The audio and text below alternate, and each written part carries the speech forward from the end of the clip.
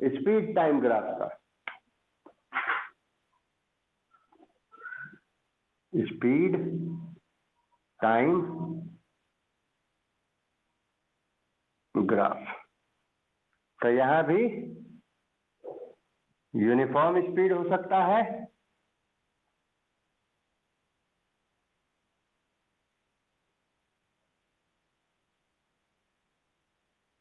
मतलब समय के साथ स्पीड कभी ना बदले, है ना, और या फिर घटता बढ़ता रहे, है ना। तो फिर ये कुछ इस टाइप का कुछ भी रैंडम ग्राफ हम बना सकते हैं अपने मन से, कैसा भी बन सकता है वो, ठीक है।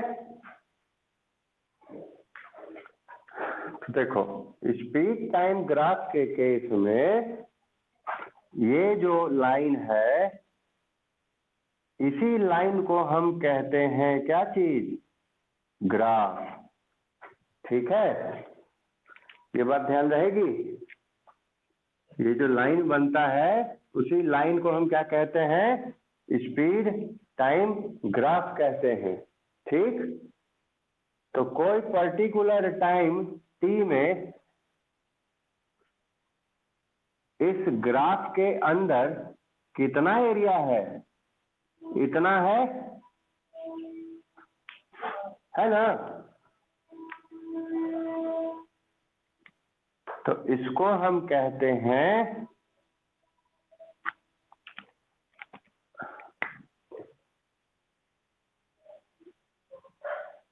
ये जो एरिया है ग्राफ के अंदर, इसको हम कहते हैं area under speed time graph, ठीक है।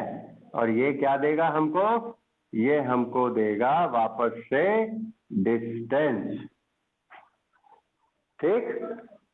तो देखो ये एरिया कैसा दिख रहा है, रेक्टेंगल टाइप का, है ना।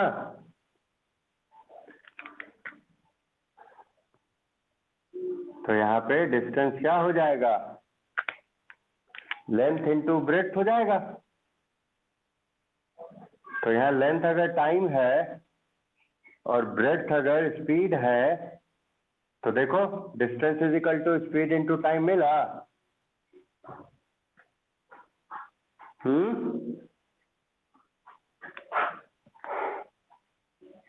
अगर एरिया ट्रायंगल टाइप का होता तब क्या करते, तो ट्रायंगल का एरिया ले लेंगे।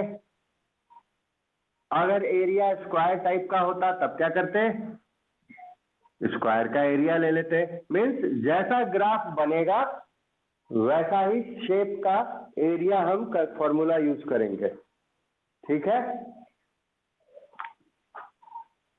क्लियर है बात। यहाँ रेक्टेंगल था इसलिए रेक्टेंगल के एरिया का फॉर्मूला ले लिया। अगर ट्रायंगुलर शेप बनता तो ट्रायंगल का फॉर्मूला ले लेंगे। अगर स्क्वायर शेप होता तो स्क्वायर का एरिया कंसीडर कर लेंगे, ठीक। क्लियर है। तो slope of distance time graph speed देगा और area under speed time graph क्या देगा, डिस्टेंस देगा, ठीक। तो ग्राफ में दो ही चीजें हैं, या तो स्लोप या एरिया। स्लोप अपने से बड़ी क्वांटिटी देगा तो ऑब्वियसली स्पीड जो है वो डिस्टेंस से ही डिराइव होता है ना। तो छोटे वाले का स्लोप बड़ा वाला क्वांटिटी देगा और बड़े वाले का एरिया छोटा वाला क्वांटिटी देगा, ठीक है।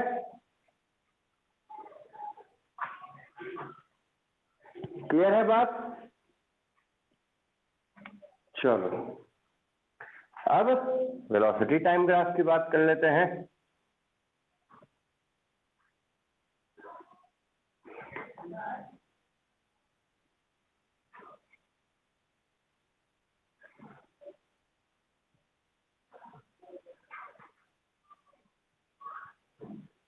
तो इसमें वेलोसिटी तो डायरेक्शन वाला क्वांटिटी है ना,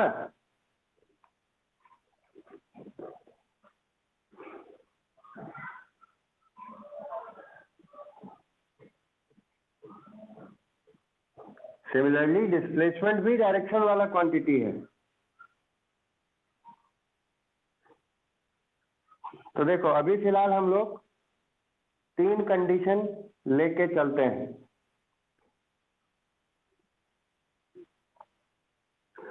पहला, जब वेलोसिटी फिक्स हो, मतलब ना डिस्टेंस ना डायरेक्शन बदल रहा ना मैग्नीट्यूड बदल रहा, ठीक।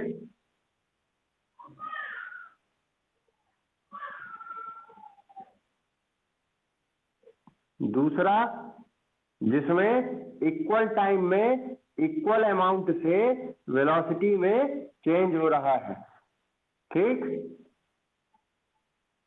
ये एंगल थीटा हो गया, ओ ए बी, है ना। और तीसरा ग्राफ तो हम जानते ही हैं, नॉन यूनिफॉर्म वाला,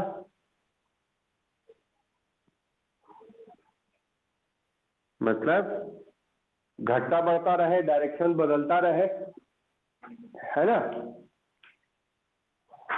तो इधर जब वेलोसिटी है तो एक डायरेक्शन है, जैसे ही नीचे पलटा ग्राफ तो डायरेक्शन पलट गया, फिर जैसे ही ऊपर पलटा ग्राफ तो डायरेक्शन फिर से पलट गया हुआ माना जाएगा, ठीक। क्लियर है मेरा? तो चलो अब हम यहाँ भी स्लोप की बात करते हैं। तो इस वाले फिगर को पकड़ो,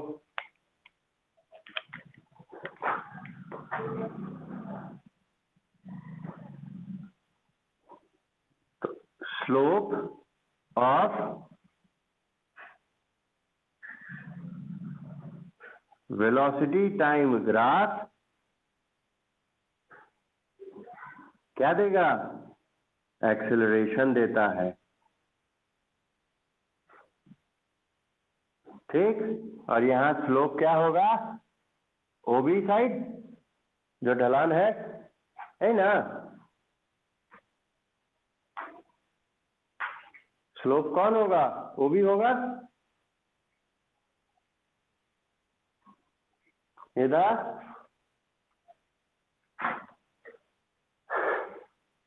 या फिर tan के टर्म्स में बात कर लें तो tan theta is equal to A B by O A, है ना।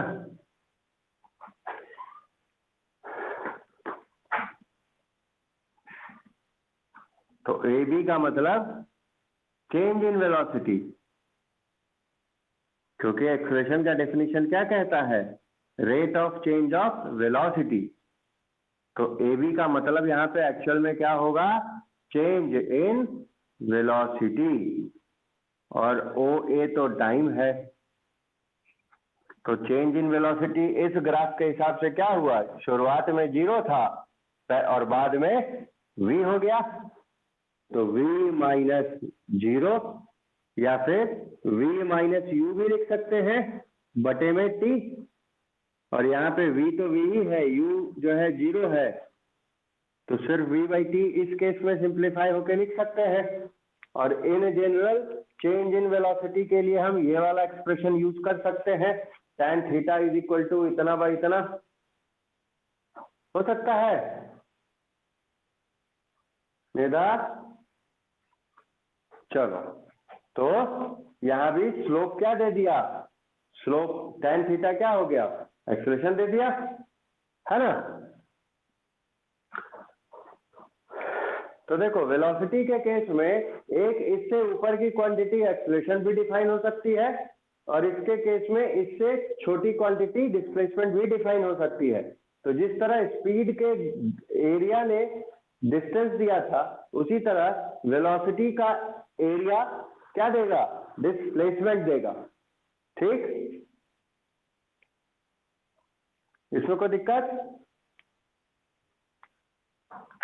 तो देखो इस केस में ये हो गया area under velocity time graph, है ना।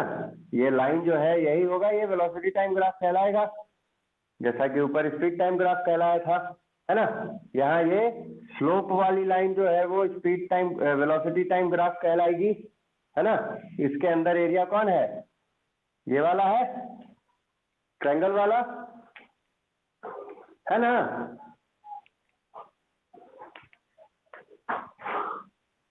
तो देखो एरिया अंडर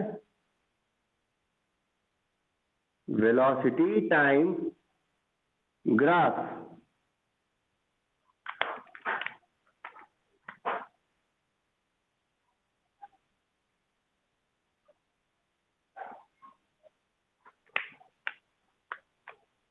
इस केस में क्या किससे मिल जाएगा हमको, L इंटू बी से मिल जाएगा, और इस केस में किससे मिल जाएगा हमको, हाफ बी एच से मिल जाएगा, क्योंकि ट्रायंगुलर शेप है,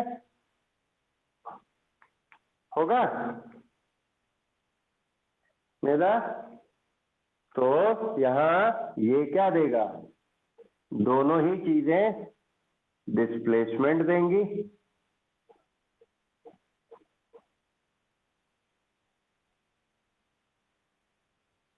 ठीक, क्लियर है। श्रुति,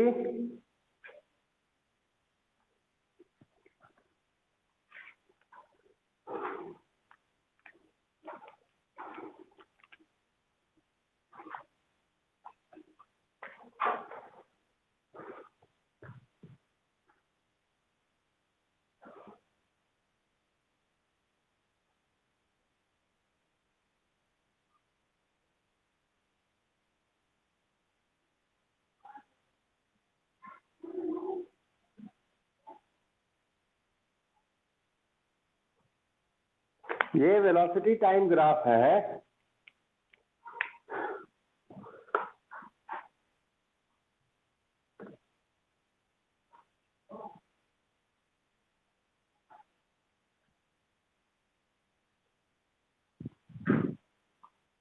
ओ ए बी सी।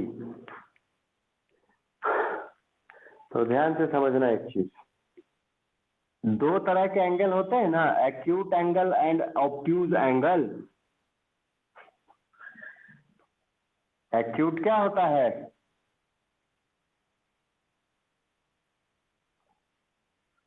नाइन्टी से छोटा और ये 90 से बड़ा, है ना।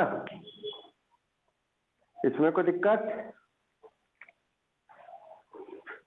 तो इस केस में देखो जैसे जैसे टाइम बढ़ रहा है वेलोसिटी क्या हो रहा है, ओ से ए के बीच में बढ़ रहा है, इसीलिए ये जो स्लोप होगा वो कैसा कहलाएगा, पॉजिटिव। तो इस केस में जो एक्सेलरेशन होगा वो कैसा होगा, पॉजिटिव एक्सेलरेशन होगा, मतलब वेलोसिटी यहाँ पे बढ़ रही है। लेकिन ए से बी के बीच में देखो हॉरिजॉन्टल के पैरेलल हो गया, मतलब वेलोसिटी में कोई चेंज नहीं है ना। तो यहाँ पे जो है वो क्या है, एक्सेलरेशन जीरो हो जाएगा, वेलोसिटी में कोई चेंज नहीं हो रहा है। तो जब चेंज नहीं हो रहा है तो rate of change in velocity क्या होगा, कुछ नहीं, जीरो ही, है ना। क्लियर है। और जब डायरेक्शन बदल गया बी के बाद वेलोसिटी क्या हो रहा है, घटता जा रहा है जैसे जैसे टाइम बढ़ रहा है, नहीं हो रहा है ना। तो इस केस में एक्सेलरेशन क्या होगा, रिटार्डेशन होगा, मतलब निगेटिव होगा, ठीक, क्लियर है। तो ये घर से निकले हाईवे तक आने में स्पीड बढ़ाते गए, हाईवे पे आके एक स्पीड गेन की और उसको मेंटेन करते गए, और जब डेस्टिनेशन पे पहुंच गए तो वापस से ब्रेक लगाना शुरू कर दिया, है ना। कि हर फेज के लिए जो है वो एक्सेलरेशन डिफाइन करना है, ठीक। और दूसरा क्वेश्चन पूछा है कि लास्ट टाइम सेगमेंट में पार्टिकल जो है या ऑब्जेक्ट जो है वो किस तरह से मूव करता है ना। तो देखो एक्सेलरेशन जब हम निकालना शुरू करेंगे तो O से A एक सेगमेंट है, A से B दूसरा सेगमेंट है, B से C तीसरा सेगमेंट है, फिर C से D डायरेक्शन इधर पलट, डायरेक्शन तो B से ही पलट गया था, फिर C से D एक सेगमेंट है और D से E एक सेगमेंट गया यहाँ से यहाँ, और फाइनली E से F, है ना? इतना ही है क्या और भी है? इतने ही सेगमेंट्स है ना? तो बस कुछ नहीं करना, change in velocity her segment में देख लेना है, change in velocity by time, है ना? तो देखो 0 से A के बीच में तो वेलोसिटी में कोई चेंज हुआ नहीं, ये तो 0 पे ही है, मतलब ऑब्जेक्ट रेस्ट में है ना? तो टाइम भले ही 1 सेकेंड था, लेकिन एक्सेलरेशन क्या है? v minus you by time है। तो यहाँ तो चेंज इन वेलोसिटी कुछ हुआ नहीं, तो क्या हो जाएगा? 0/1 सेकेंड, कितना? 0 मीटर पर सेकेंड स्क्वायर। एक्सेलरेशन कुछ मिला ही नहीं, है ना? दूसरे फेज के लिए देखो, 0 से बढ़ के कितना हो रहा है? 8 हो रहा है, 8 हो रहा है, कितने सेकंड में? तो यहाँ से 1 से 1 और 1 टोटल 2 सेकंड में, है ना? क्योंकि यहाँ 0 से 1, 1 से 2, 2 से 3, 3 से 4, तो ये 3 हो गया। तो यहाँ 1 से 2 1 सेकेंड, 2 से 3 1 सेकेंड, तो टोटल 2 सेकेंड का टाइम हुआ इसमें। तो यहाँ चेंज इन वेलोसिटी 8 माइनस 0 करेंगे और टाइम कितना? 2, तो 8/2 मतलब 4 मीटर पर सेकेंड स्क्वायर होगा।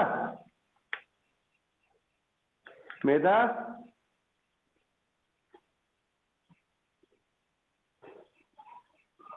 चलो, अब यहाँ B से C और C पे भी फिर रुका नहीं है, वो बगल इधर ही चलता चला जा रहा है D तक, है ना?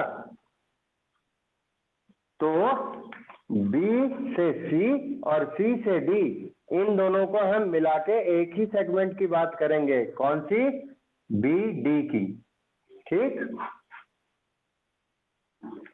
तो देखो फाइनल वेलोसिटी कितना?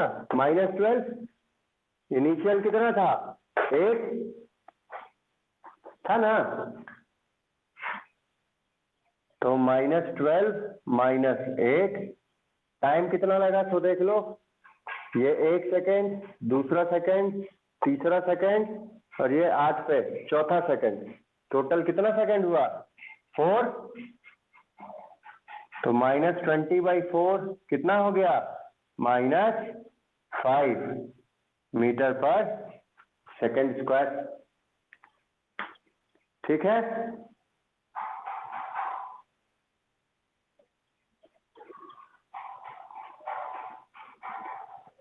देखो तो टाइम में कुछ गड़बड़ जो रही है। B से D, तो 1 2 3, हाँ, और 3 से फिर 6 से 8 था ना, तो 2 सेकेंड होगा ना, ये 5 सेकेंड टाइम हो जाएगा, 5 सेकेंड।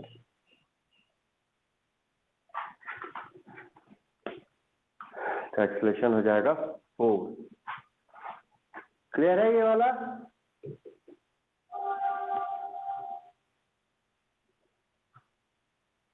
श्रुति क्लियर है? मेधा ठीक है। टाइम का थोड़ा ग्राफ ध्यान से देखना है ना, आंख चुंधिया जाती है। और उसके बाद कहां से कहां? डी से ई जाना है, तो इनिशियल कितना? -12, फाइनल कितना? -4, तो फाइनल माइनस इनिशियल करना है, तो फाइनल माइनस इनिशियल, टाइम कितना? तो ये था 8 पे, 8 से हुआ नहीं ना, तो 0/1, 9 से 10, 10 से 11, तो टाइम हो जाएगा यहाँ 2, तो 0 मीटर पर सेकंड स्क्वायर।